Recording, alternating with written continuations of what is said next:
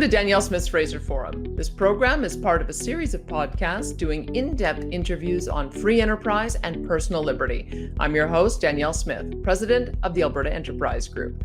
Go to fraserforum.org where you can subscribe, comment on the program, and see links to the studies we discuss. You will also find archives of previous episodes. Our email address is danielle@fraserforum.org. We'd love to hear from you.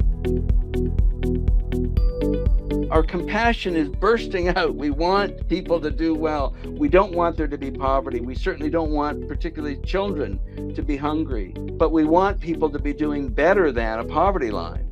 That at least we need to measure how many people are suffering the kind of deprivation that you journalists and you politicians describe.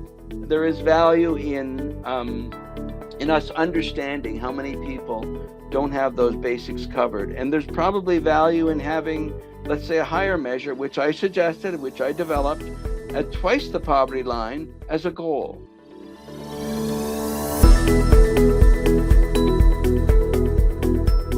Hello, I'm Danielle Smith, president of Alberta Enterprise Group, and welcome to another edition of Danielle Smith's Fraser Forum.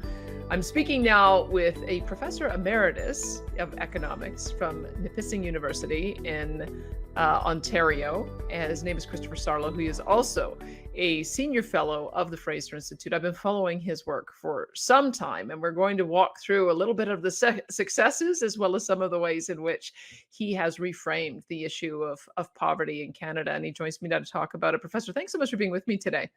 Nice to be with you.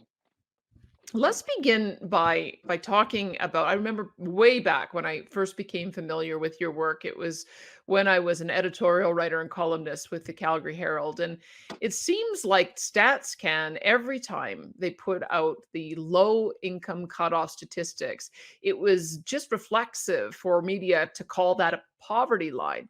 And it took a lot to try, even StatsCan said it's not a poverty line, but it took a lot to try to get our thinking around what poverty really is. And so I want to start there in case some people don't know that there has been a new measure that is developed. When you look, why is it that when people are looking at this low income cutoff, why is it that it's just so easy to think of that as a shorthand for poverty? Well, it's called a low income cutoff. And I think that particularly when my book came out, it was called Poverty in Canada in 1992. What I found was a lot of the people in the social justice community gravitated to the LICO, to the low income cutoff. They were concerned, I think, about, the measure that I had developed was sort of a basic needs idea. And perhaps I could just go back. And when I first looked at the low income cutoff, it struck me as being a bit unrealistic. I grew up in a large family.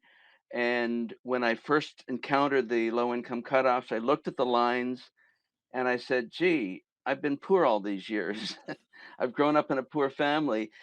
This is when I was a graduate student. And I just thought, there's something I'd like to check on once I get finished all this education. And so I did look into it, and I found that the lines seemed to be a little bit high. And I also found that that the low income cutoff was connected indirectly to average living standards, which made it a more or less a relative measure. But the fact is that the social justice community seemed to gravitate around the LICO. I think at the time when my measure came out, and it would cause a lot of stir, and a lot of people were criticizing it as being too low. I'll just give you the motivation.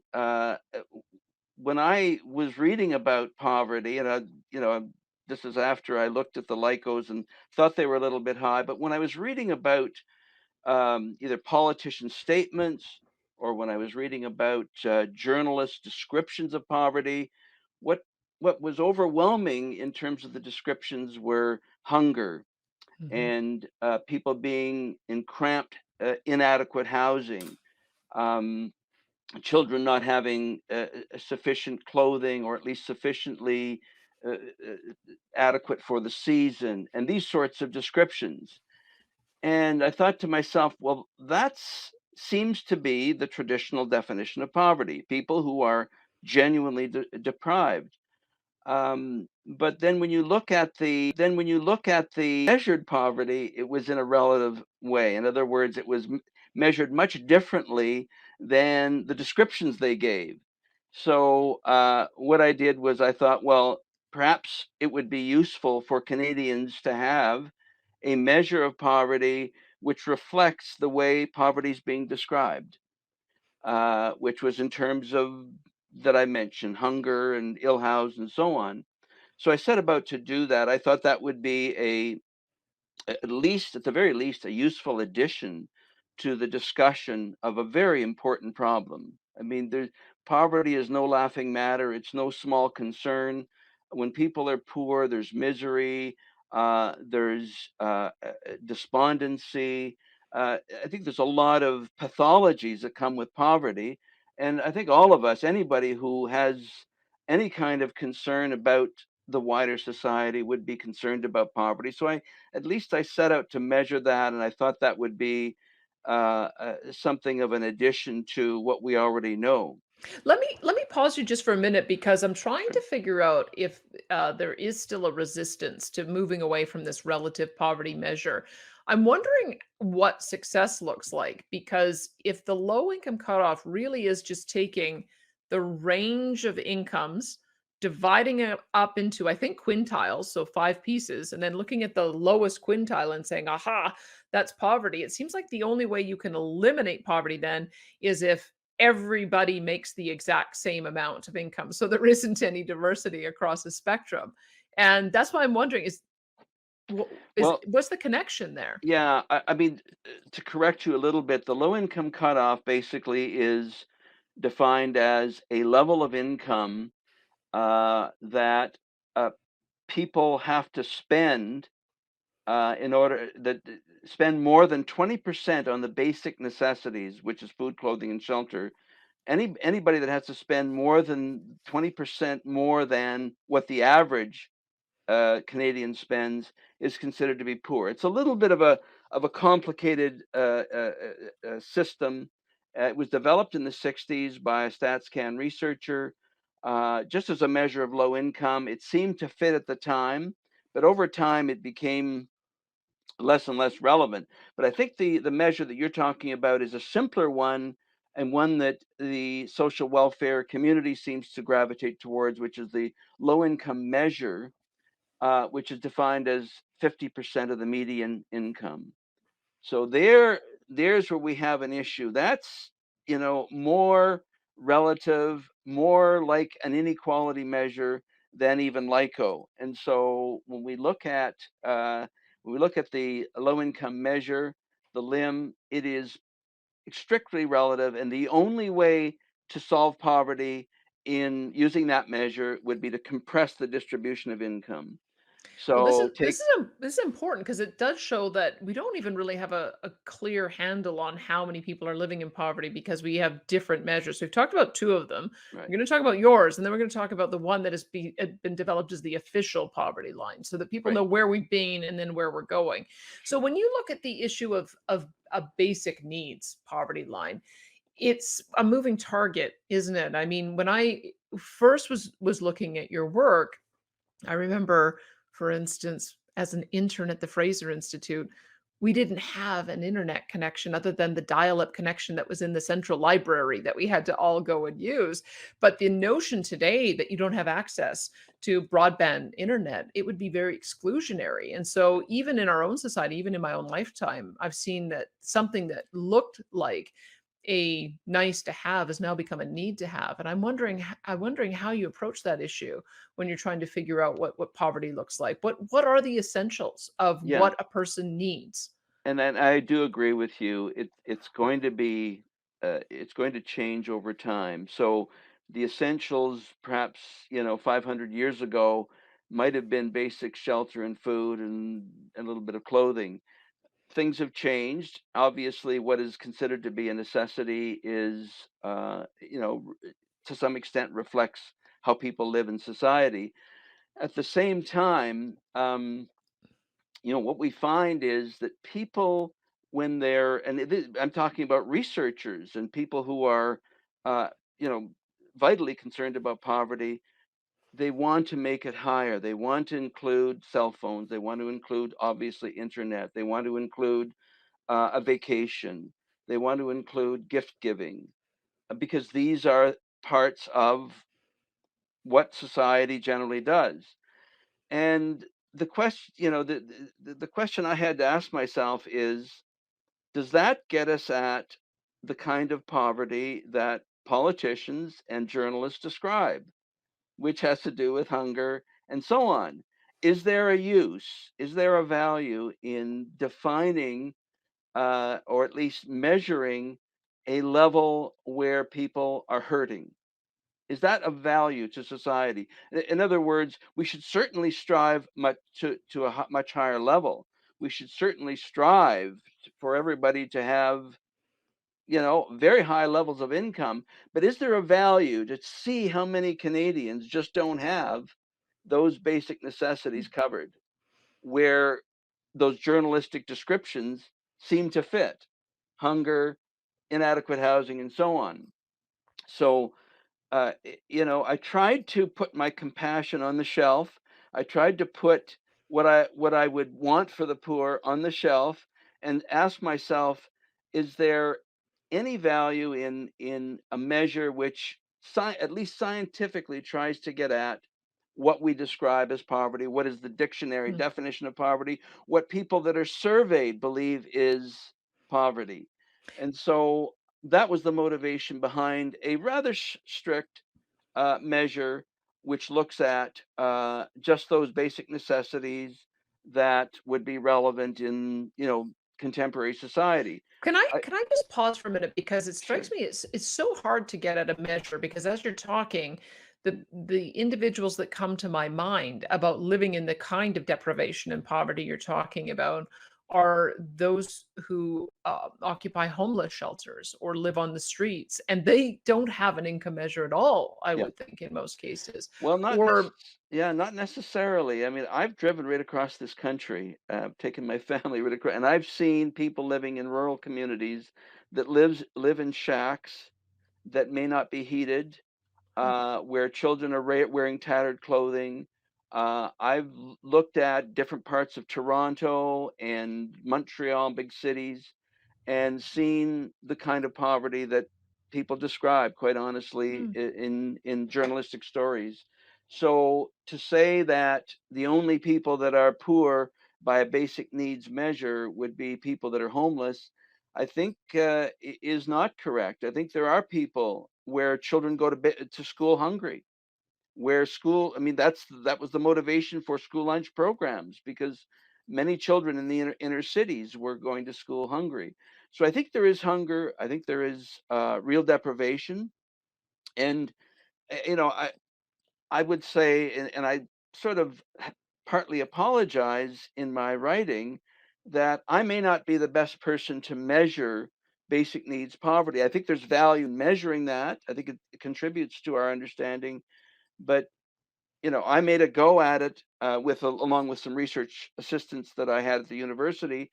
But I think it's better measured by people that, for example, nutritionists and people in the home economics programs, and to a great extent, people who have lived experience with poverty.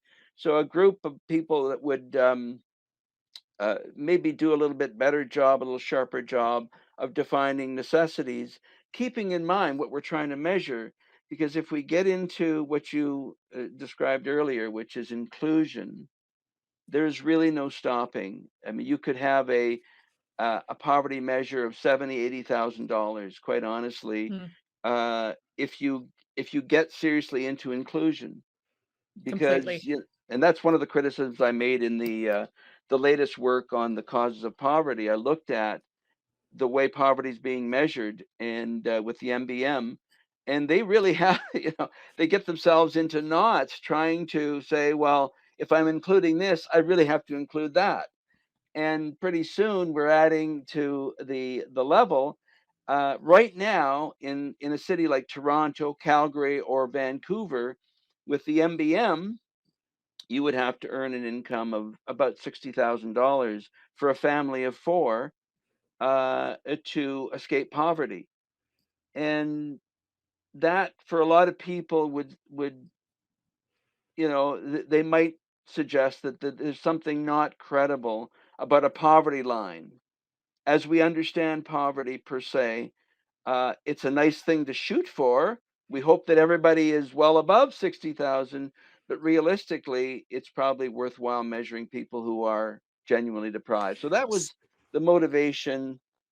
I Uh, get what you're saying. So 60,000 would be almost like a entry to middle class that you'd want to enhance over time. And we're talking about those who are living in more straitened circumstances than that. I guess the exactly. only thing I'm worried about is if it's an income measure, how do you capture the person who's living homeless or the person who lives on a First Nations reserve living in poverty who might not have traditional income? Does that get captured in your measure or is it all income based? Yeah, it is income based, and that's consistent with all the measures. They all use income. So, yes, people that are the thing is, StatsCan does surveys, and I use databases from StatCan. But if homeless people, people on the street, for example, would not be included because they can't be, Mhm. they're not in the census. People on reserves are often not included as well because there are some issues. Some reservations basically say this is our land. We don't recognize StatsCan as being, having anything to do with our people, and so we don't want to participate in the survey. You can leave, that sort of thing. And so there are some gaps in the coverage, and it's really too bad in a sense for a researcher to, because there's probably a widespread recognition that people on reservations have a higher than otherwise proportion of poverty. Same with the homeless and so on. And so there are various ways of getting at that. We try to, and I certainly have talked about that in my research, trying to get at estimates from people in the helping professions as to how many people are on the street and so on. But ultimately, it's very difficult, and those estimates are hit and miss. And so we typically use an income measure for sure. So let's then talk about your income measure. And the reason I think it's important because if we're going to alleviate poverty, Mm, each different group that we're talking about here probably requires different policy solutions. And so absolutely. let's talk about the group that we can measure first, and then we'll see if we can draw any conclusions about some of the difficulties that we have in targeting some of those other groups we can't measure. So how did you approach the issue of basic needs? Well, I mean, in terms of, and as this is strictly measurement, I looked at, shelter, I looked at food, I looked at clothing, I looked at a series of other necessities, things that you would have to buy to, and the definition, by the way, was you're poor if you can't afford all of the basic necessities you require for long-term physical well-being. That's stringent. I mean, there's no doubt about it. There's not a lot of room for entertainment or other things. But the goal is to measure people that are genuinely deprived. And so I mean, there's a lot of detail in there. I used CMHC data regarding shelter costs, apartment costs, and so on. Had to make some decisions as to, what size of family, what fits what size of apartment. A lot of decisions, by the way, that I mentioned, I would rather have people that are expert in those areas make. But as a first go through, those are the kinds of decisions I made. I used information that I understood about good nutrition, Health Canada recommendations, and went down the line, used clothing measures from a social welfare agency in Montreal, and so on. So I put that together and came up with a line for families of different sizes.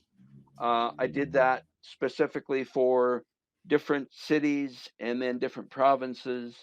And ultimately, I came up with a single poverty line for all of Canada if there was a, to the extent that there's an interest in measuring that. So that's approximately, I mean, I don't think you want to get into too much detail about, little decisions that were made along the way, but that's broadly what I did. Well, it's very helpful because somebody who might be a single person with low income might decide to take up with a roommate in order to cut their costs. And it's sort of hard to capture some of those little nuances of the decisions people make. That's But right. let me, on a broader scale, when you say that you came up with a national number, Mm, how much did that differ from the other two lines that we were talking about, whether it was the okay. low income cutoff or the low income line that we just discussed? How far How how big a far difference was different? there? I Yeah. mean, the last time I looked at it, and of course, both lines changed to some extent, but probably about 20 to 25% lower.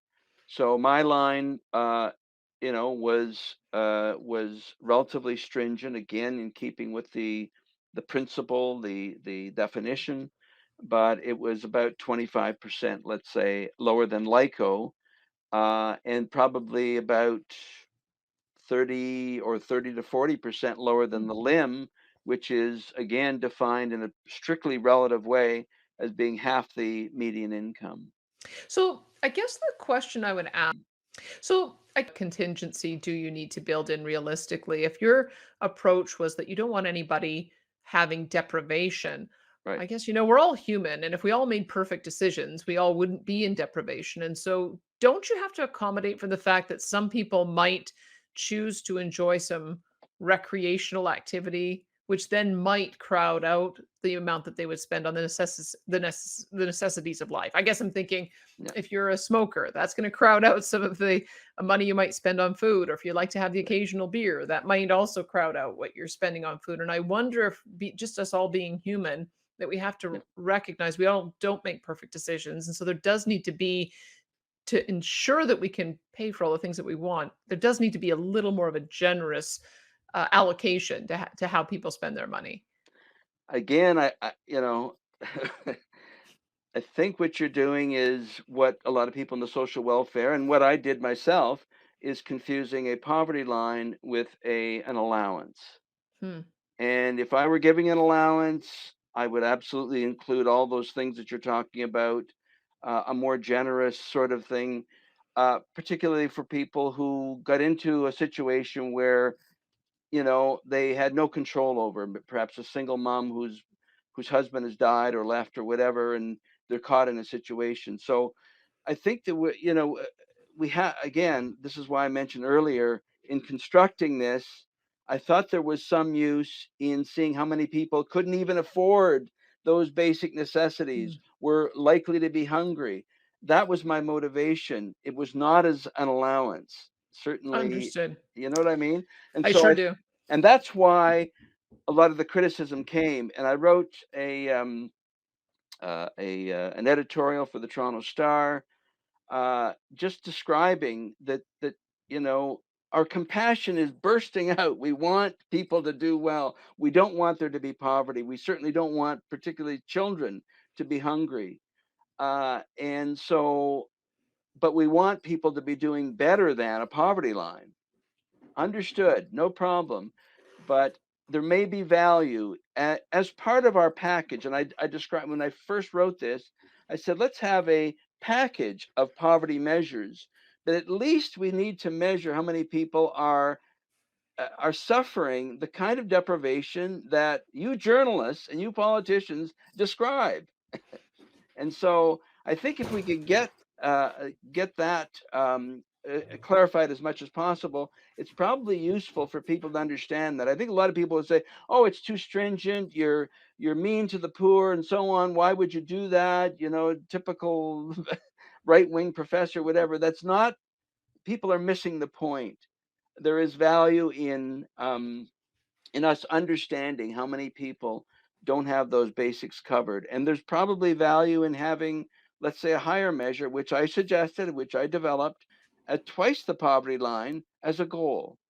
So let's seek twice, let's have people, two times removed from the poverty line as a goal. Let's set that. And that was in the very first item or paper that I published, or book that I published, that had that social, what did I call it? A social goal or something like that. So let's make that distinction. If people don't feel there's any value in estimating the number of people who just can't afford basic necessities, well, that's another issue. I think there is value in that. I think as a student of economics, I think that we have a lot of different measures about people that are in need, unemployment measures and health measures and so on. Let's also measure the people that don't have basic needs. So that's the Let motivation. let's talk about how a policymaker would use it, because I guess there's a couple numbers rattling around in my head, but I gather that I might not be measuring exactly the comparison that you're talking about, but I seem to recall that lowest quintile, if I was looking at the low income line, was $21,000 for a single person in Calgary.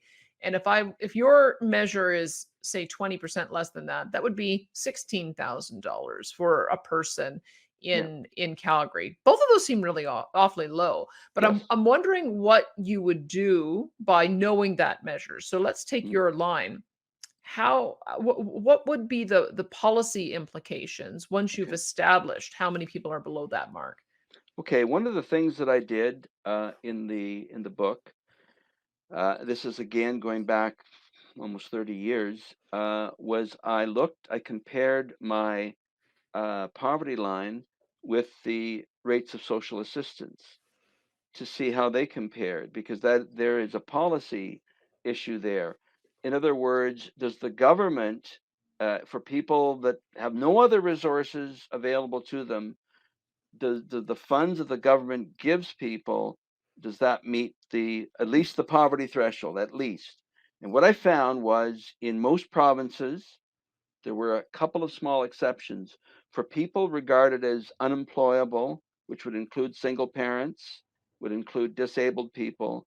In most provinces, the rates of social assistance, plus other benefits you get from the federal government and so on, would cover the basic needs. The exceptions were generally employable individuals. So an individual who, let's say, a single male or single female, 20-year old or so, um, would get an amount that's less than my basic needs, which means that they would be in very difficult circumstances. And when I talked to social assistance administrators, when I called them up and said, this is what I found. What's the argument? The argument is we want it deliberately lower because we want people to get off and get a job. Hmm. Get, so this was a policy decision that they made. But I think you see it's instructive that we have that basic needs measure, because we can measure that against the rates of social assistance, which are supposed to cover the basic needs. That's in their definition. They're supposed to cover the basic needs of people who don't have any other resources. I also compared it to minimum wage levels and found that a full-time minimum wage worker would be above the poverty line for a single person. Now, maybe not for a family. If we have one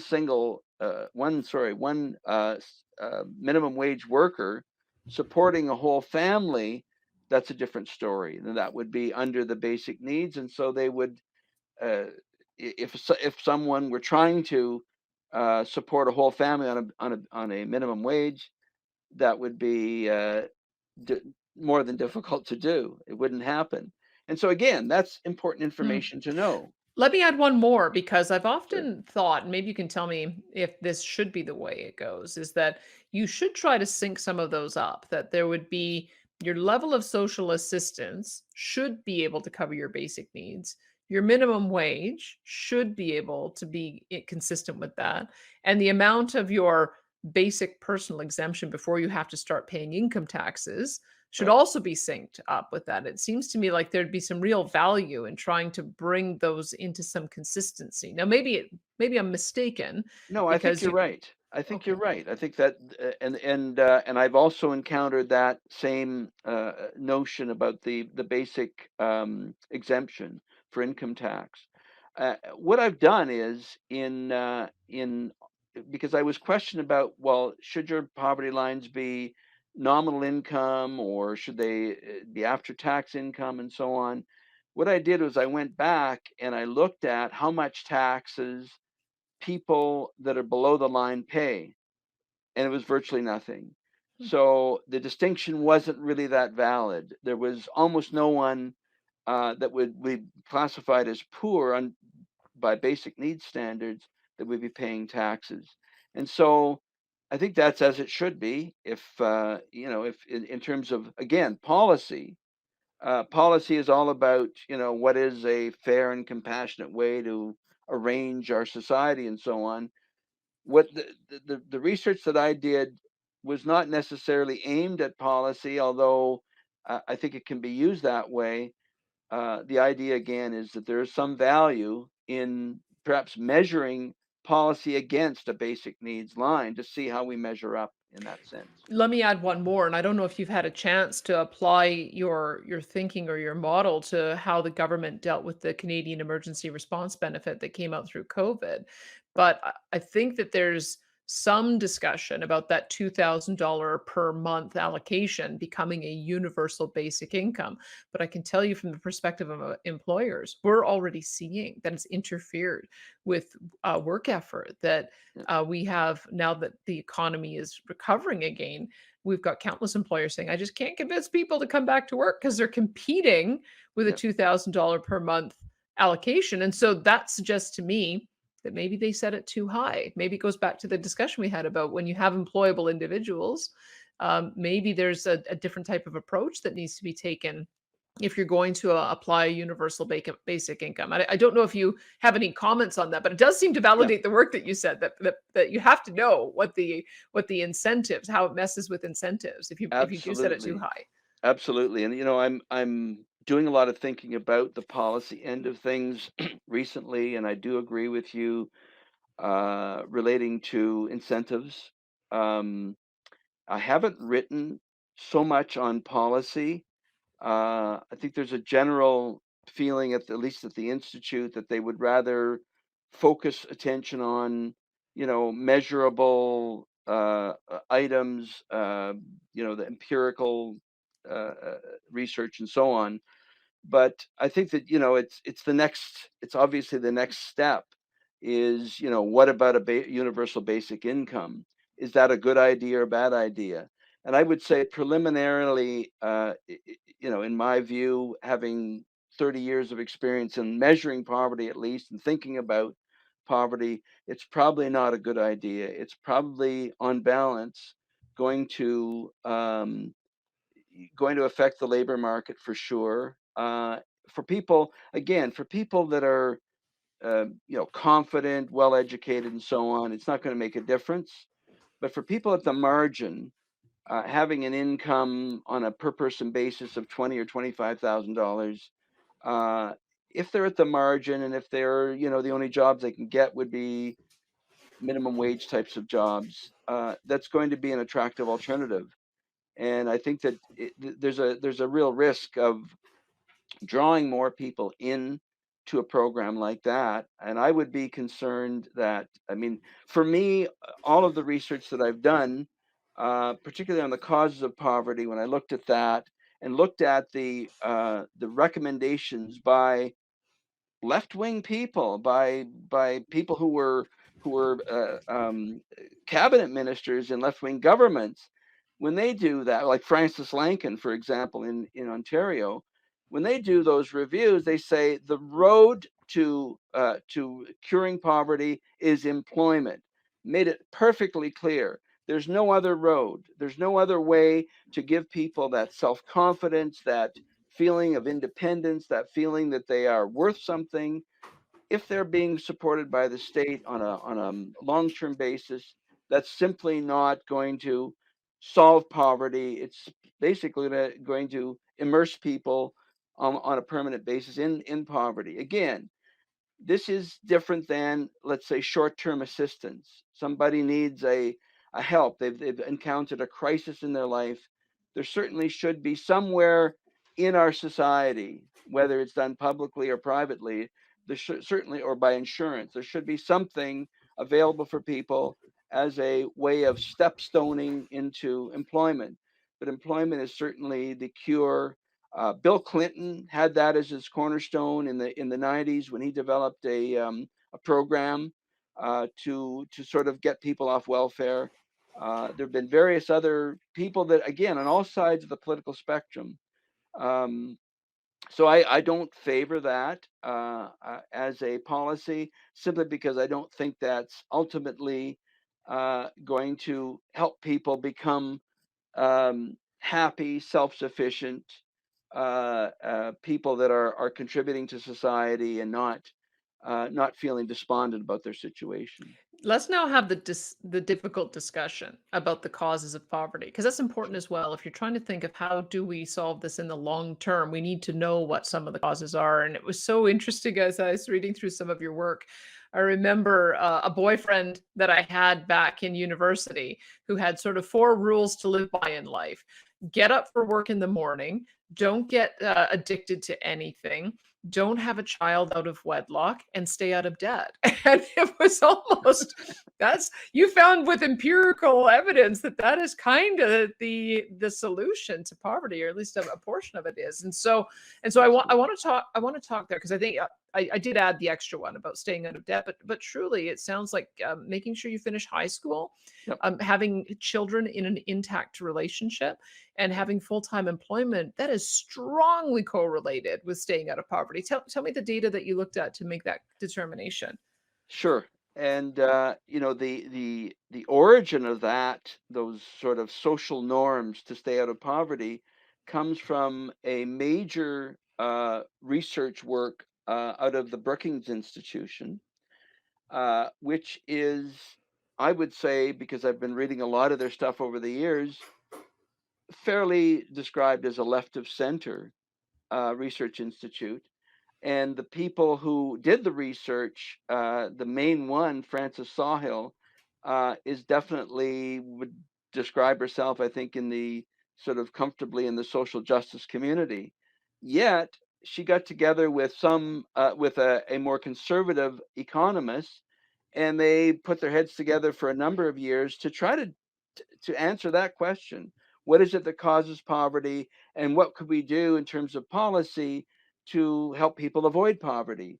And exactly those, after a lot of research, a lot of discussion, and undoubtedly a lot of arguments and debates, they came up with that prescription, Hmm. basically arguing that when they looked at the statistical data, very few people that did all three, that had all three accomplished, which is finishing high school, getting a full-time job, and having children only in the confines of marriage. Very few people were considered poor, and so the poverty rate went from an average of 13 or 14% all the way down to less than 3%. So you almost have no chance of being poor if you did those three, and those Hmm. aren't enormously difficult things to do. Presumably, getting a full-time job in some situations might be a little bit hard, but if they're talking about any full-time job, it doesn't matter what the wage is, just a full-time job of any sort. And so, what struck me about that research was that they acknowledged that where you ended up in life, to at least some extent, and probably to a large extent, is determined by your own behavior. Hmm. So, in other words, they didn't believe all this deterministic stuff that, we're fully determined and where we end up is just sort of a random thing, and we have no control over it. That's not what these researchers felt. And again, keep in mind, this was a good mix of sort of left and right, if you want. Their strong feeling was that you have a considerable range of determinacy in terms of your own behavior. You can determine your own fortune in some sense. So that's why these were controversial, because they were behavioral Mhm. suggestions rather than what the government could do to solve poverty. These were things that you could do as an individual, maybe struggling with poverty. And I think that and so I did, by the way, I did the same kind of analysis for Canada as they did in terms of measuring, what are the chances of being poor if you finish high school? What are the chances of being poor, and so on? And then what are the chances of being poor if you do all three? And I found an even better result in Canada, that less than 1% of Hmm. people who did all three would end up in poverty. And so, again, the great debate, I think, is not so much that, because that's pretty well empirically established. If you do those sort of social norms, you're not going to be in poverty. The great debate is, to what extent is that reasonable? Is that feasible from a human perspective? Is it reasonable for people to do those things? What about people that get addicted? What about people that Hmm. commit crimes and have a struggle because once they get out of prison, they're kind of ostracized in many ways. And so there's certainly a lot of other things that get in the way of those. But what these researchers found was that if you did those three, to the exclusion of other sort of, I guess we would call them mistakes. Again, mistakes as defined by the person themselves in hindsight. Then you can avoid poverty. May I Uh, may I just add, I mean, in sure. some ways, those 3 seem simple, but it's actually pretty complicated to develop policies around ensuring those 3 things happen in most people's lives. So, I look at, for instance, finishing high school. I think that some jurisdictions have done a reasonably good job of that. I know in Alberta, for instance, they expanded the ability of someone to return to high school up until age 21, because some people make mistakes in high school, they leave, and then they say, "Oh, gee, that was a mistake, I need to come back." So having a pathway back to finish high school seems like a good policy decision. I think maybe where we're missing out is that all of our schools seem to be geared towards setting somebody on the university track. And maybe there's some need after a person has finished high school to have some kind of job placement so that at least you get a connection. If you're not going on to additional schooling, then at least there's that initial job that you can have to latch you into the workforce. Maybe that's where where we're not bridging the gap. And I don't know if that's a government policy solution or if that's a private sector one, but my goodness, how do you keep families intact? That's a tricky one, Yeah. especially if you've got marital breakdown because of alcohol, drug, or gambling abuse. If you've got just irreconcilable differences in the family, like if you've got domestic violence. So, if Yeah. that third one is probably the hardest one to try to aspirationally achieve across the board.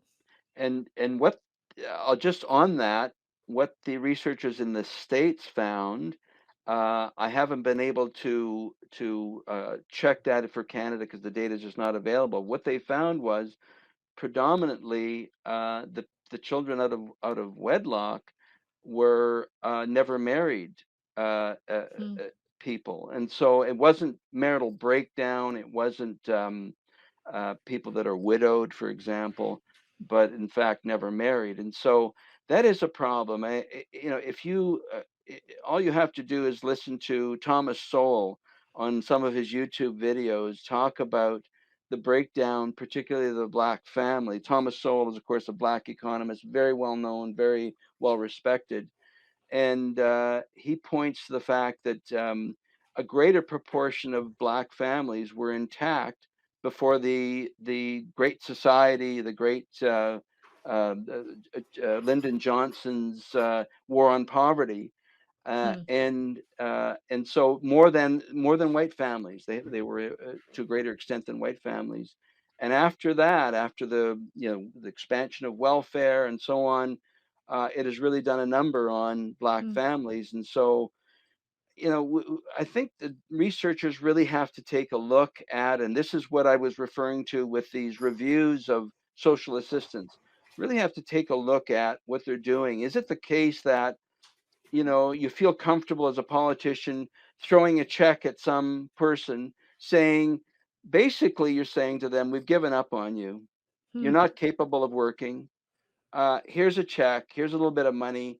Um, don't bother us anymore. Rather than a real examination of what's going on in the lives of people to try to move that person in the direction of self-sufficiency and presumably a happier life.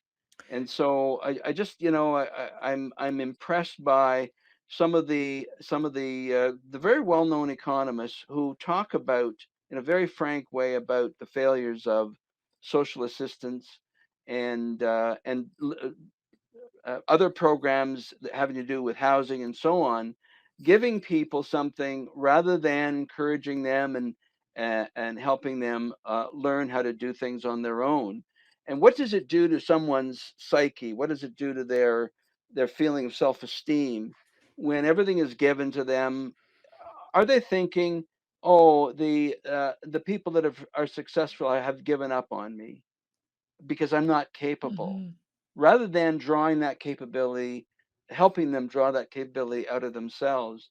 So I just think we're on the wrong path. I think that, perhaps well-meaning, trying to help people, support people and so on in need, but I think that the programs themselves, the structures really aren't helping. And It's interesting because we used to have strong social institutions that would encourage uh, matching people with a life partner and having religious institutions that would provide that social support.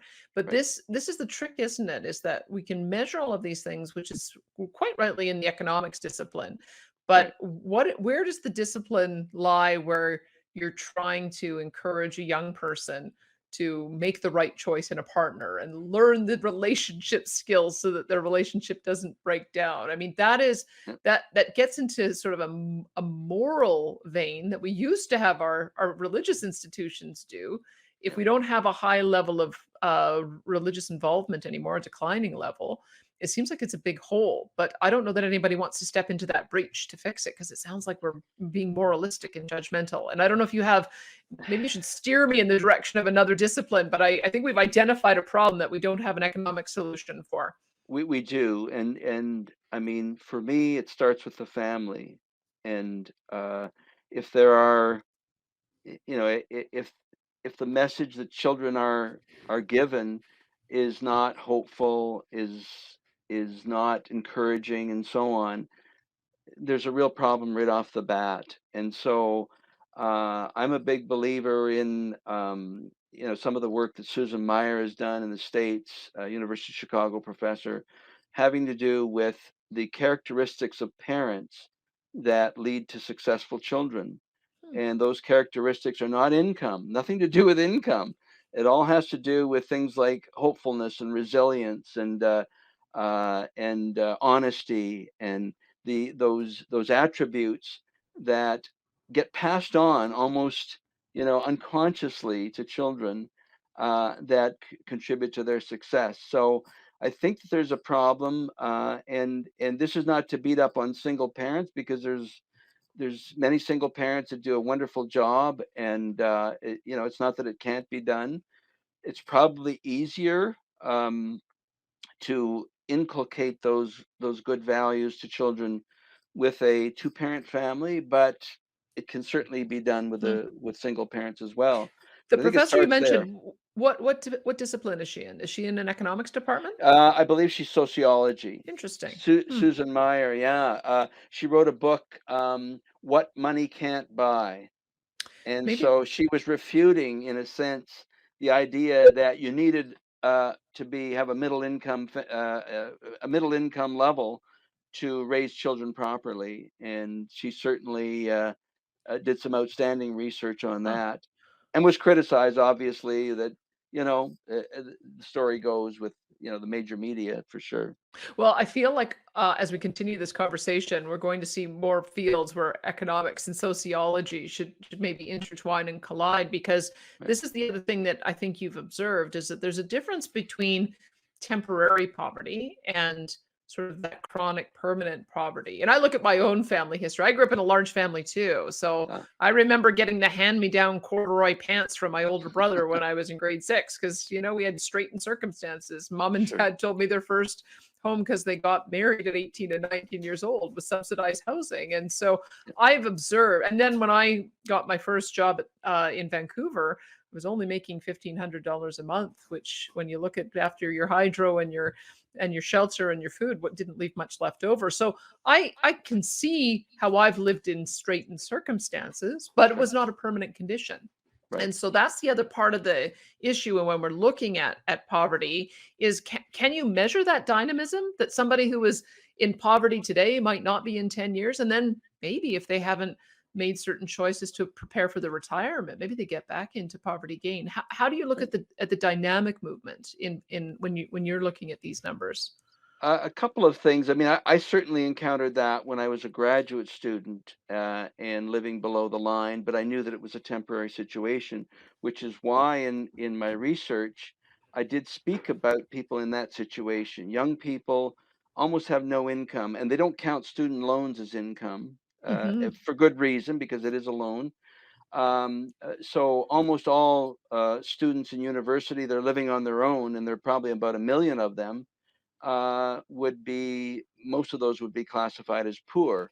And so, you know, that's a consideration. And so we want to make those distinctions. There was no easy way for me to throw those out, so they're included as part of the package of poor.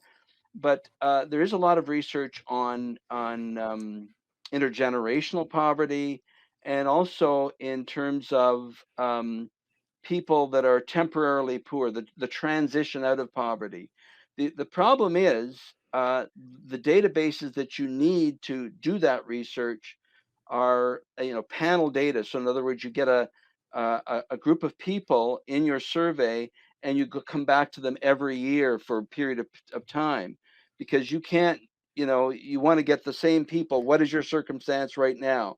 Okay, come back in a year. What is your circumstance now? Have you got a job or whatever? And so those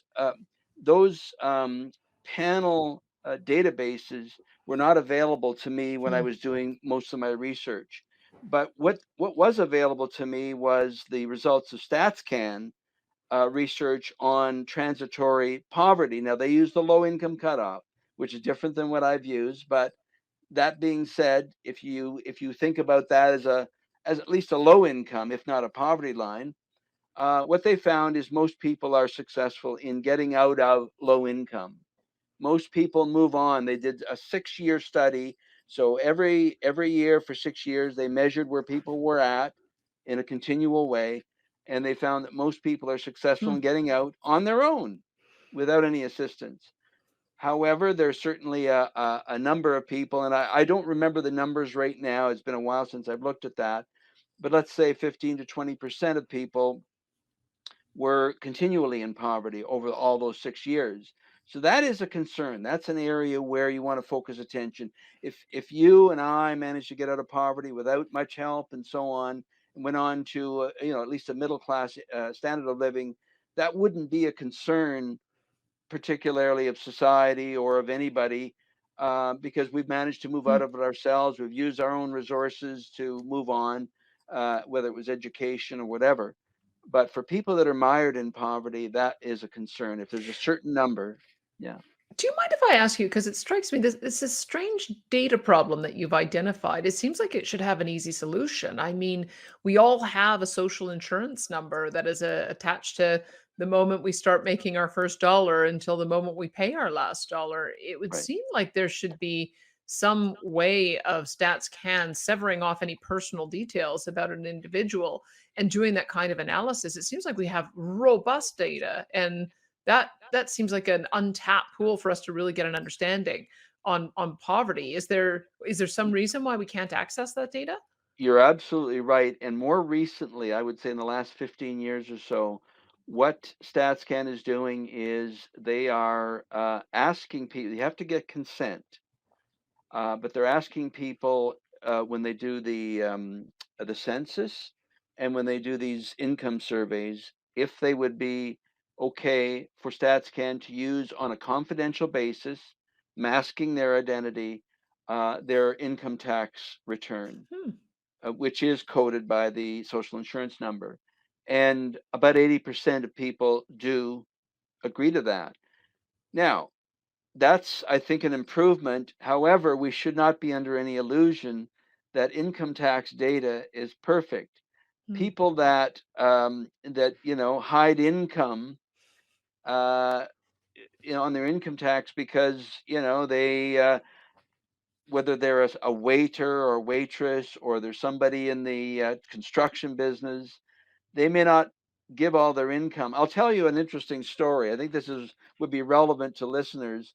When I was beginning my research, I got a little job as a StatsCan um, census counter. So I would go door to door to people and so on. Again, I was a professor at the time, but I wanted to do that as a summer job, basically for a couple of months, to see how the data was collected, the data that I would use. And so I certainly remember a couple of sort of interesting cases. There was one individual who was a construction person who also had a sideline in the music industry, and declared that they had no income. And I had to put that down on my set. Whatever people said, I had to put that down. So there was zero income. This guy lived in a 4-bedroom, very, very nice home. I would say an executive home, had a very thriving business, zero, because that's what he reported for other purposes. And so on the census, it was zero. And so this is one of the things that I have paid particular attention to. The data that I get is not perfect. It's not always accurate. And in fact, there was a Bank of Canada study done in 2015 that pointed out, and I think I have it here, 35 to 50% of households underreport some income.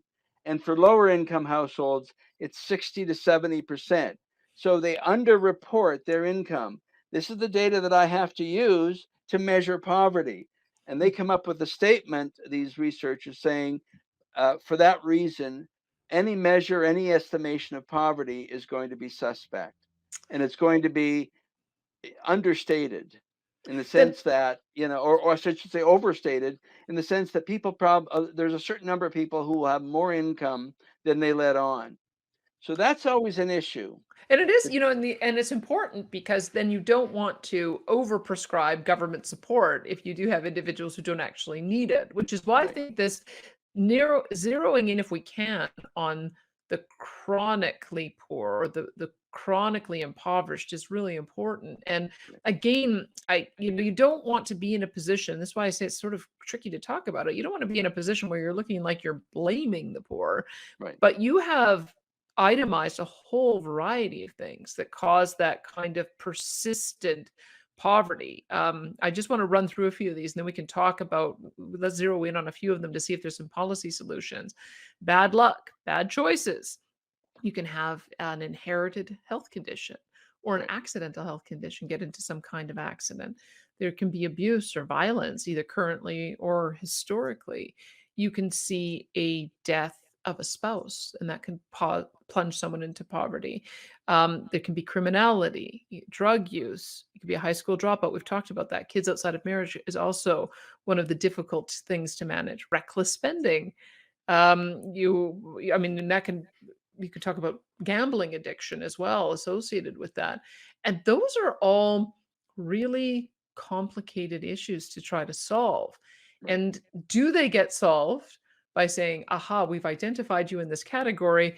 Now we're going to give you an income support. I think that that's one of the things that's challenging is that if you've got somebody who's made a decision or had a series of actions that put them in that position, there almost needs to be some coaching or some kind of buddy system to help them make different decisions so they can get out of it. I don't know that just cutting a check is the right answer there.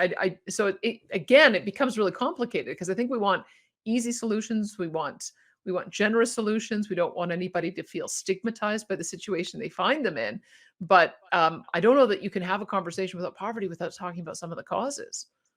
I agree 100%. And you've taken the words basically right out of my mouth, because I was going to say cutting a check really from a distance really doesn't solve the underlying problem. So what I've suggested in a lot of the work that I've done, again, stood a little bit apart from policy per se, but hinted at some policy ideas.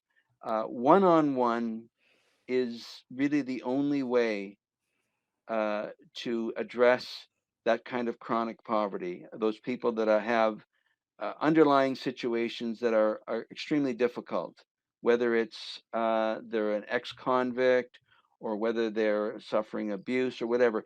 Each one is a little bit different. Each one may be similar in the sense that they suffer poverty, but each one is a little bit different in terms of their life situation. And so my suggestion is that this business of a cold hearted welfare system that just throws money is not going to do it. They need some kind of one-on-one, as you say, a buddy system. That could happen, to some extent within families or within communities. It doesn't necessarily take the government to do that. I think if you read some of the stories of people that are depressed, a lot of people get out of that depression with the help of family and friends. They're able to talk it out in a sense over a period of time. Um, I think the same thing can happen with people that are poor, but it may be unrealistic to expect that to happen in all situations.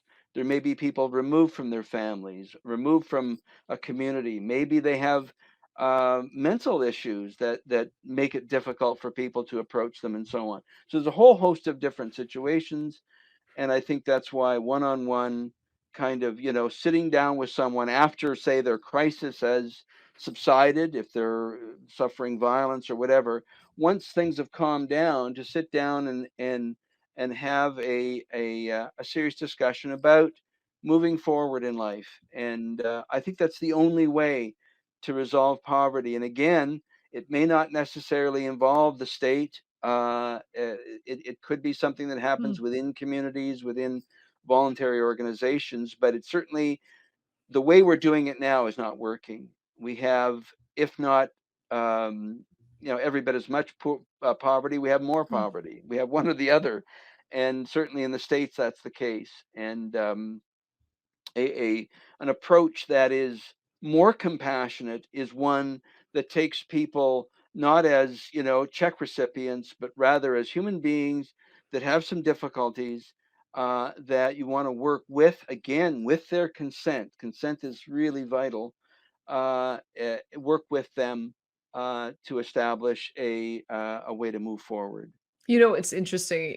You always I think there is always a tendency. I'm a libertarian, but when people have made bad choices, there's sort of a tendency to say, well, it should be a requirement of receiving government money that they will do X. We had a welfare to work kind of or welfare for work kind of approach that was talked about in the 90s, that the only way you could receive compensation was to be connected with some kind of work.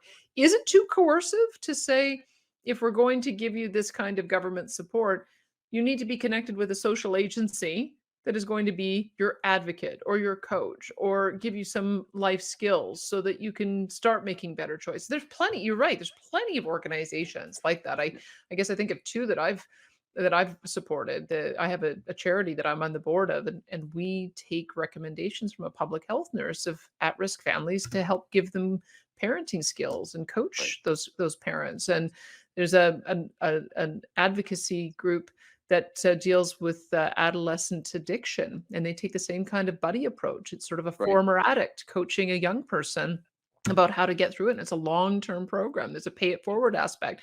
And I'm just wondering if that is something that you cross your fingers and hopes gets supported and developed just naturally, because that's how the market for these kinds of nonprofit services would exist. Or is there some, if we're talking about the solutions to poverty having not worked, is there some way that you could have a requirement that you connect a person who is in that kind of chronic impoverished position with the very agencies who can get them out of it in the long term? I don't know. I'm Um, just sort of blue skying here because there does yeah, seem to no, be a hole there. I think a lot about that, and I think that if it were, let's say, a community organization rather than the government, and people in the community contributed to this organization to help people in need, I think they would expect generally for that organization to have some strings attached, something, after the crisis has subsided, and when a person is in a way in a frame of mind to be able to talk about their situation and ways of moving out of it and moving towards self sufficiency. I think that any organization the people that support that organization would want that to be compassionate and take enough time for that person to adjust, but at the same time would want, to some extent, a little bit of a string attached.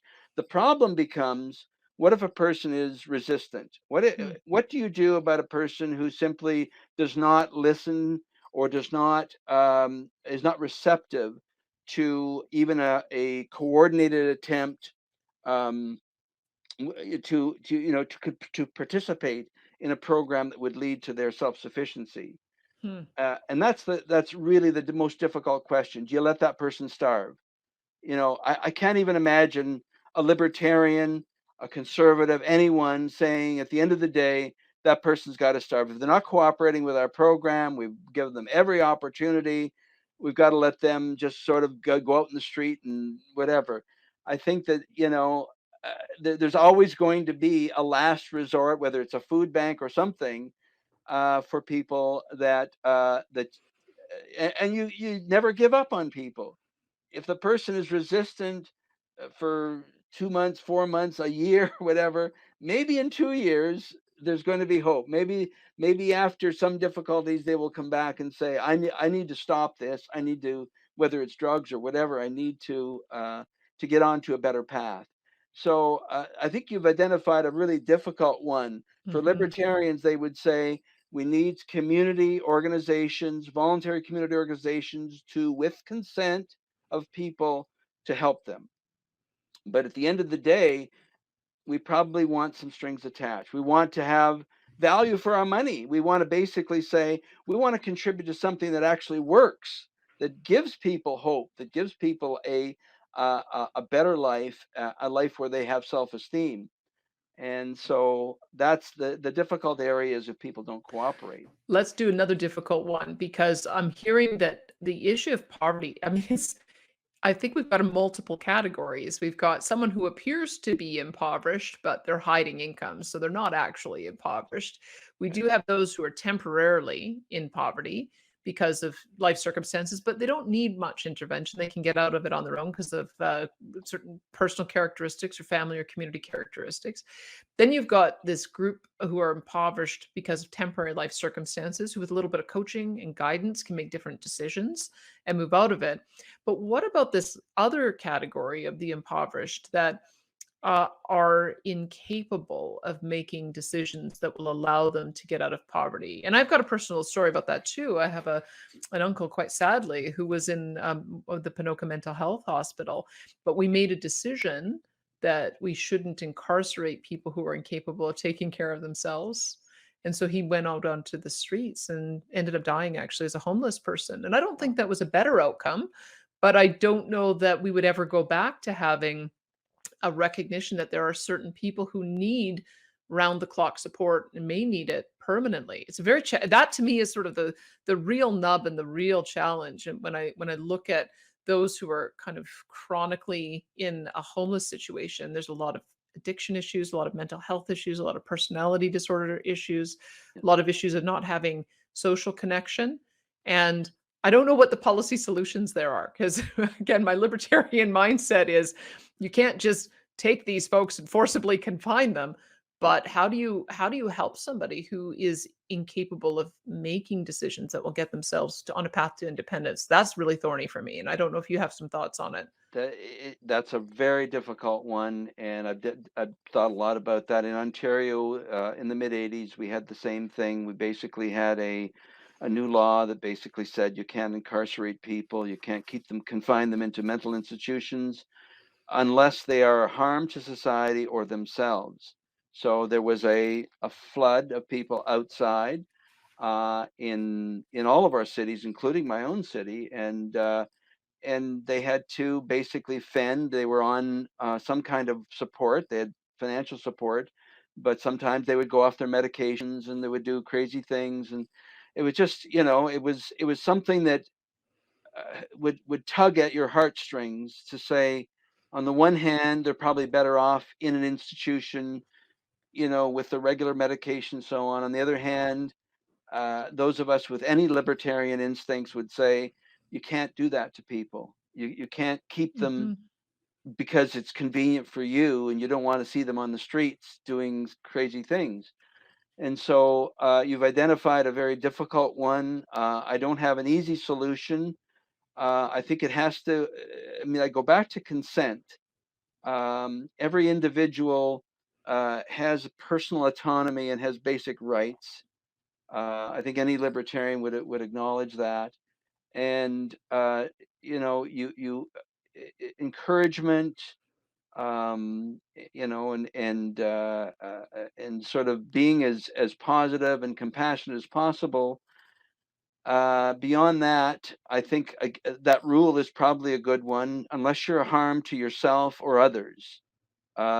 You probably have to put up with, in a sense, as a broad, compassionate society, you have to basically live with those those folks who are out there and maybe don't always take their Hmm, medications and so on. it's a And I tough don't one. think there's an easy solution. Again, I've struggled with that because the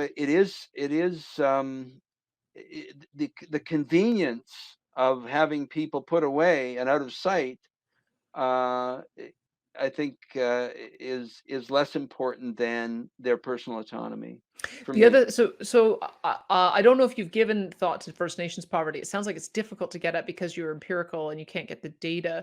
But I guess that's the worry that I have is that we spend a lot of time developing policy solutions for middle class families to move them from lower end of the middle class spectrum to the middle end or the upper end of the middle class spectrum without dealing with the issue of actual poverty in Right. policy in a way that's really going to get at these hard issues. And so that might be a good transition for us to talk about the Canadian child tax benefit, Sure. because I'm not sure how I should frame my thinking around that. I guess I've always looked at it as an income support program to help parents pay for childcare. I hadn't really thought about it as a poverty alleviation measure, but I think it's been framed as a poverty alleviation measure. And this is always a challenge too, is that children shouldn't have to suffer because their parents are making decisions that are putting them into straitened circumstances. So I'm interested in knowing how you've approached your analysis of that issue, because that also paves the way for a lot of policy decisions, is framing in terms of child poverty. It's hard to measure. It's hard to figure out what those solutions are. Yeah. And so just put that into some context for us, and we'll see if we can find a better way of structuring it. Well, If we can find a better. shouldn't have to pay for bad parenting or mistakes, but with the Canada Child Benefit, the parents get the money, and so if they were inadequate or if they were bad parents, this is simply not going to help the children in any direct way. If the parents weren't spending sufficient time, attention, and love and money on the children. I think the big question for me in all of this, and it's one that I haven't put down to paper, but I think we have to think about this as a larger sort of societal question.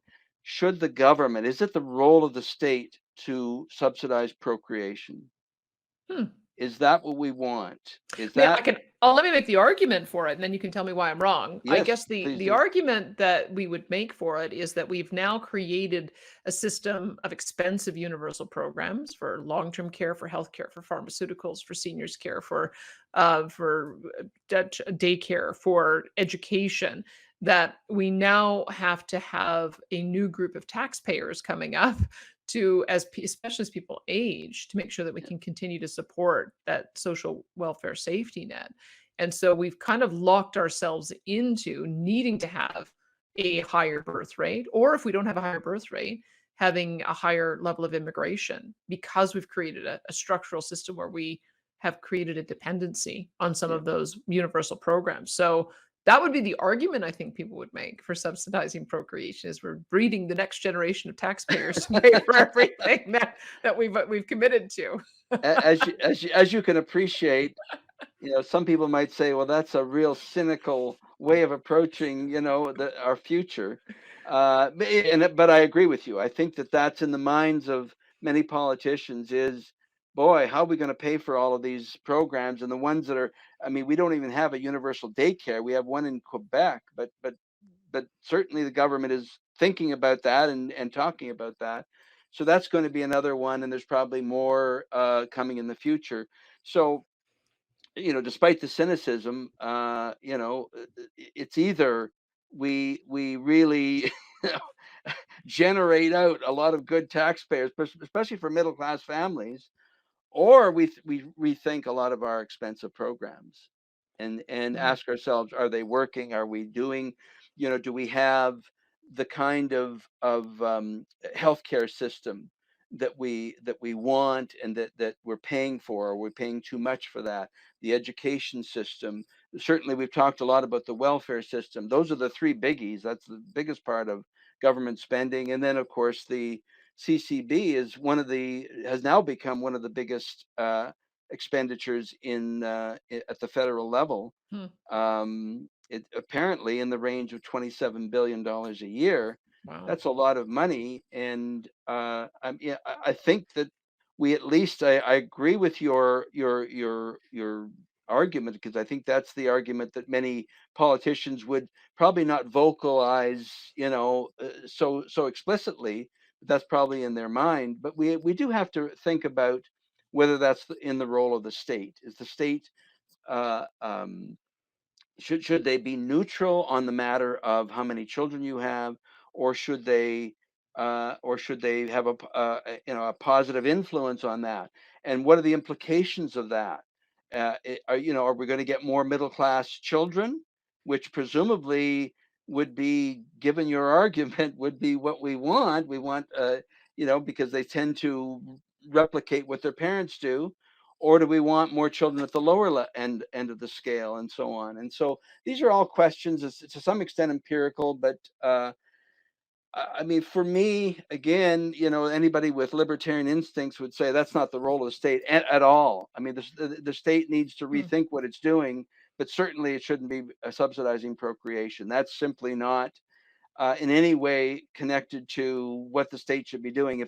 If the role of the state traditionally is to protect our rights and to make sure that we have a safe environment in our cities and our communities and so on, this is pretty far removed from that, and it certainly contradicts the recommendation of the Brookings Institute we talked about earlier, that you should only have the number of children you can afford. Well, the state is intervening in that decision and saying, well, maybe we can help you afford that children. Let me So, make a less cynical argument, but one that you probably won't agree with anyway. What if the actual argument, because I think if you look at the data from Quebec, which as you point out is the only universal daycare program system that we have, although it sounds like the current government upon re-election wants to roll that model out across the country.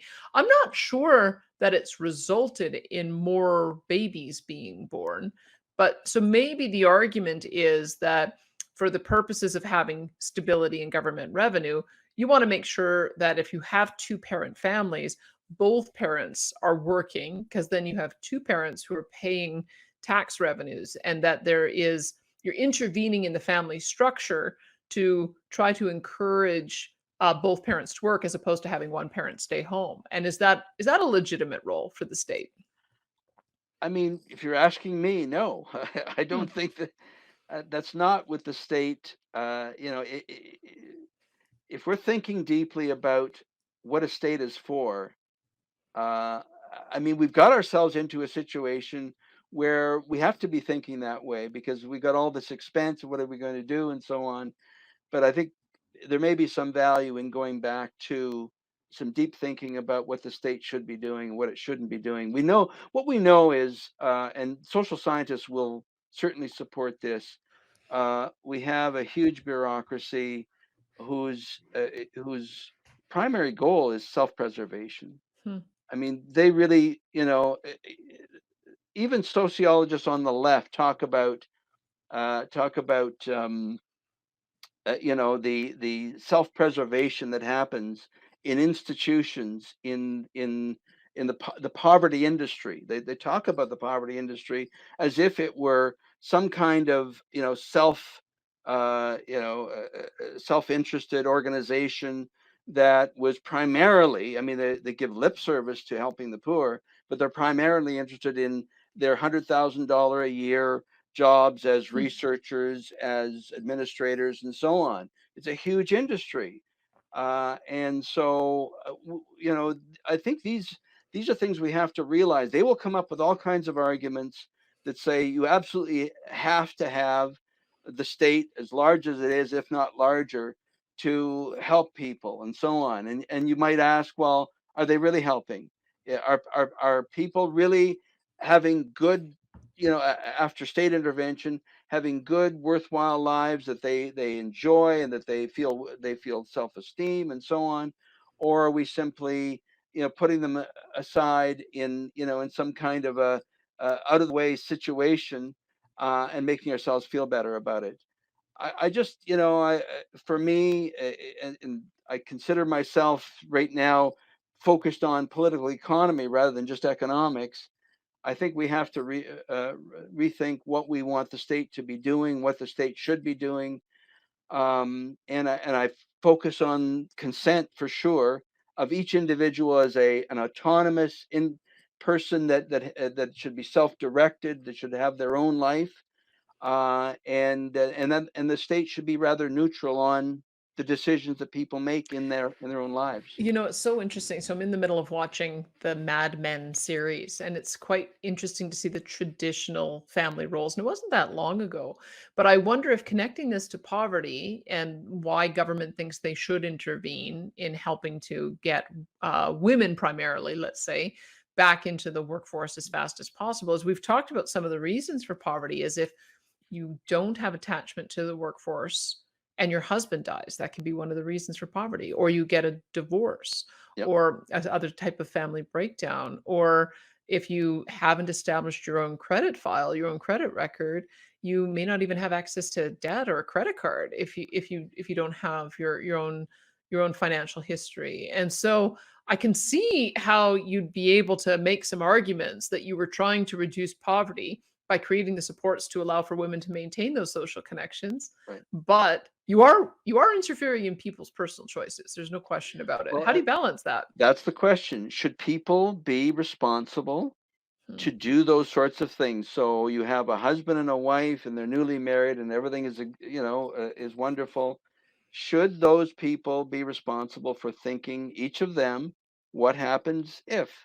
What happens if the marriage doesn't work? What happens about what's, you know, my credit situation? Should I be a joint owner of the home, and so that I am participating in the credit? What about jobs and so on? Do we leave that for people to sort of figure out their own lives, given all the information that we have and all the help that we have outside of government? We have enormous amounts of help. Banks are very helpful and so on. Or should the government be intervening in people's lives Hmm. to steer them and direct them? I mean, there was a whole series of economic papers and books about nudging, about the state nudging people in the right direction, as if they're sheep that, you know, you need the shepherd to kind of, no, no, not that direction, go in there. I don't know about all that. I'm really, you know, I just like, you know, whether they get this from the family or whether they get this from their cues in society or different cues that you have in society, whether they get this from financial institutions or helping institutions. I just like the idea of people with help, obviously, if they need it, to be more self directed, personal Right. responsibility. I keep calling it the wrong name because I think it's changed names so many times. I keep calling it the Canada Child Tax Benefit. It's not called that anymore. What do you call it? It's CCB? CCB, Canada Child Benefit. Canada Child Benefit. So before I leave this topic, though, Yeah. is it a proxy for daycare? Is it a way to give families a means to help take care of child care in their own way? Is it a poverty alleviation measure? Or is it now just such a huge program that no politician would dare touch it because they would face political consequences? I'm trying to having this Yeah. conversation with you. I'm beginning to think it started off as a poverty alleviation measure, but I'm not sure that's what it is anymore. The government certainly promoted it as such, and they brag now. And this is the my latest paper that was just actually published today, is basically taking them to task for their claim that the Canada Child Benefit has brought so many people, so many children above the poverty line. Look, I mean, if you're asking me honestly what that program is, it's a vote getter, Hmm. because what we looked at in a previous essay with the Fraser Institute, they did the number crunching. They've got an outstanding person, Milagros, over there who does great work. And what she did was she basically looked at where the Canada Child Benefit goes, and the overwhelming majority of that money goes to middle class families, Hmm. families earning $50,000 plus. And so, if that's the case, then what are you really doing? I mean, you're not aiming it at the poor. You're not. It's not a program aimed at the poor, even though you may talk about it that way. If you look at the distribution of the funds, that contradicts what you're saying. And so, I think that's one of the beautiful things about the institute is that they take government claims and government statements, and they look for empirical evidence to see whether they're being honest with the Canadian population. And if we're going to have a big government, we certainly need a big government that's honest, and we need to check on them and check the claims that they make. And so that was the purpose of this latest paper.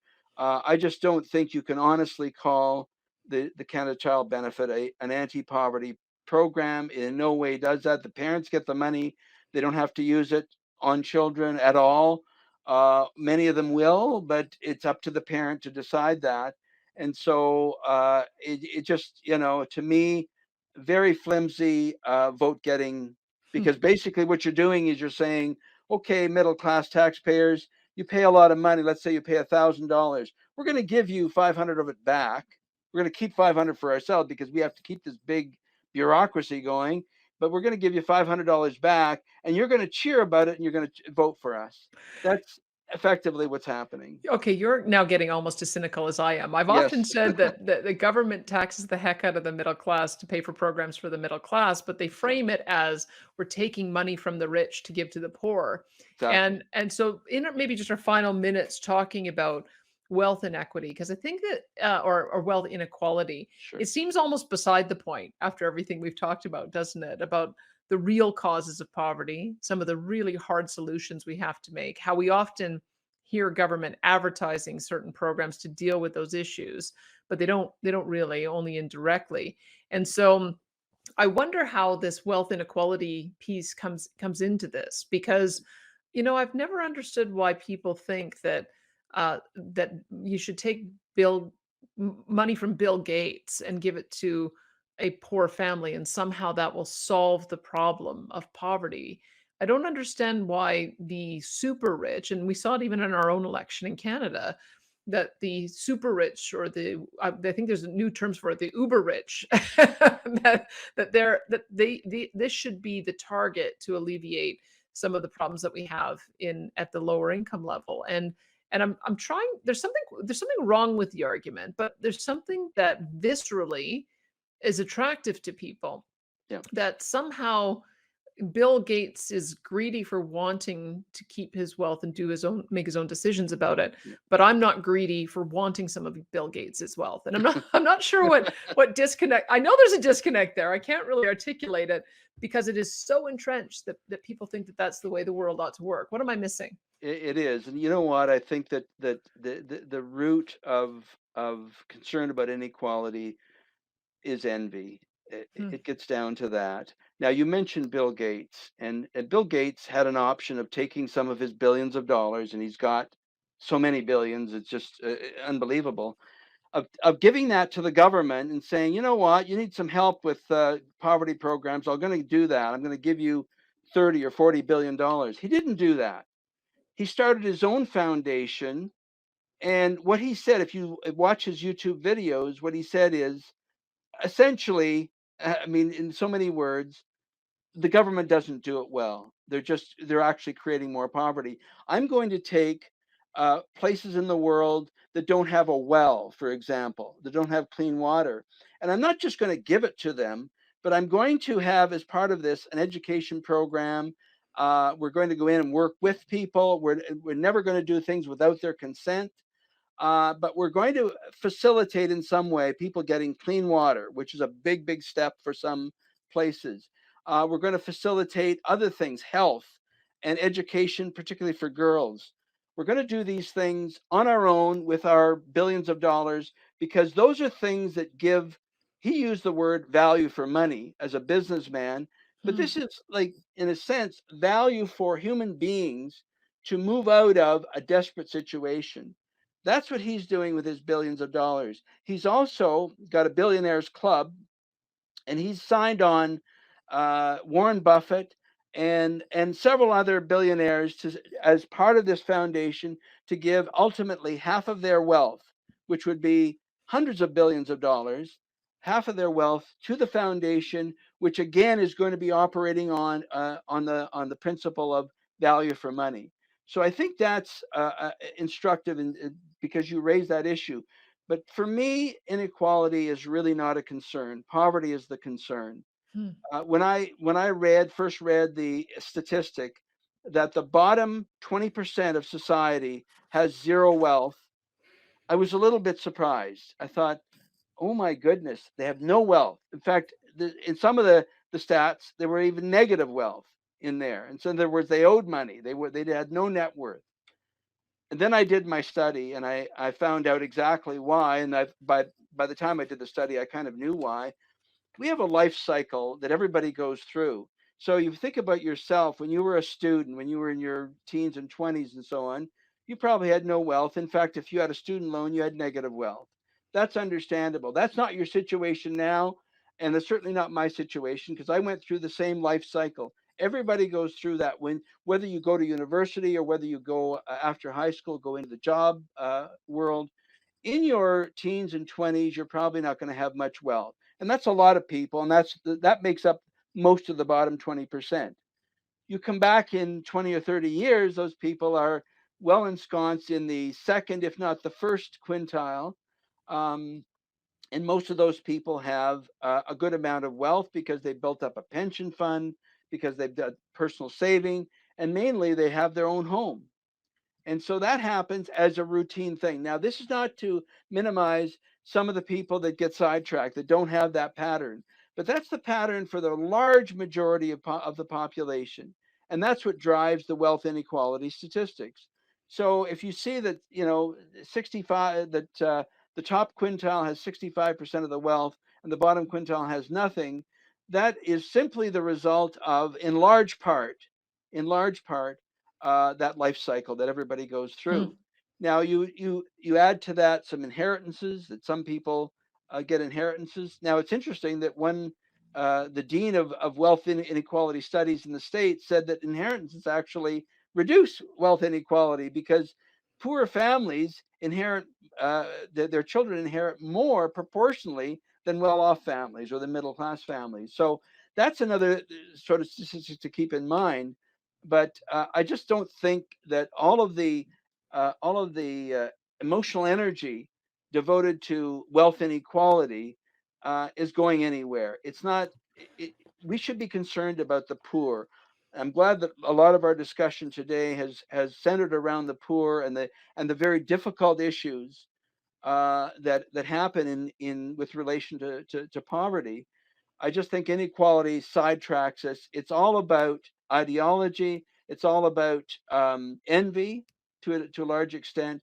Ideology, of course, socialists are committed to compressing the distribution of Hmm. income. Well, that's what they believe in. That's not something that I think most people believe in. I think most You, people are prepared to say if you earn a high standard of living, and if you earn even billions of dollars, as long as you haven't defrauded anybody in the process, as long as you haven't stolen it, then that's yours to keep. And undoubtedly, what you will do is what Bill Gates does. You'll go back and give back to the community. I wonder if we need to get you doing the calculation or creating some measures on the other end. So, if you need to have a high school diploma, have a child within wedlock, and have full time work to avoid poverty, and we've done some good measures on what poverty is, I wonder if there's like a finish line that once you reach this mark, you're now probably okay to be self sufficient, enjoy a wealthy lifestyle and manage yourself in retirement? I guess I've sort of always had a rule of thumb in my mind. You want to have your house paid off. You probably want to have $1 million worth of investable assets between you and your spouse. Yeah. And quite frankly, I don't know if you need much more than that. I mean, maybe I've got small aspirations, No, but I those wonder if there's some work that needs to be done around what does success look like? Because then you can measure where people are at along the life cycle of achieving that success. Am I going in the right direction, or Well, what do you I think? think so, and I think, perhaps I could jokingly say that your boyfriend back in university had the right kind of prescription, and if you do those things, you're going to be on a good footing. I mean, look, life sometimes throws people curves, with whether it's divorce, injury, disability, whatever.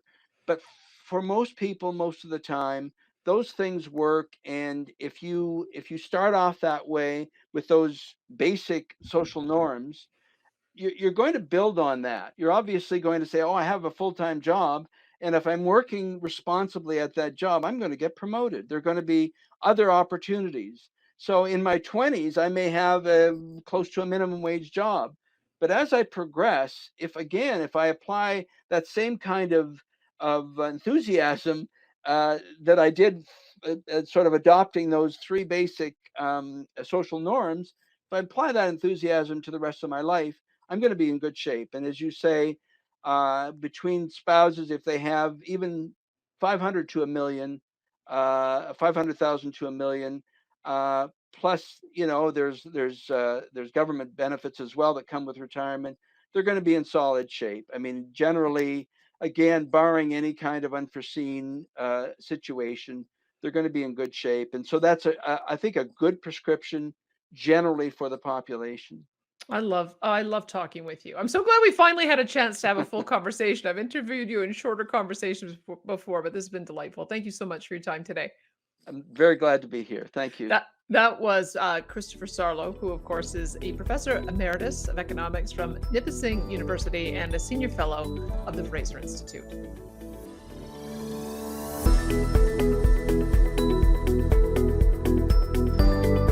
We hope you enjoyed today's episode. If you like what you heard, be sure to subscribe on YouTube and wherever you stream your podcasts. And to stream old episodes, learn more about the show, and where to subscribe and submit your questions for future guests, visit fraserforum.org.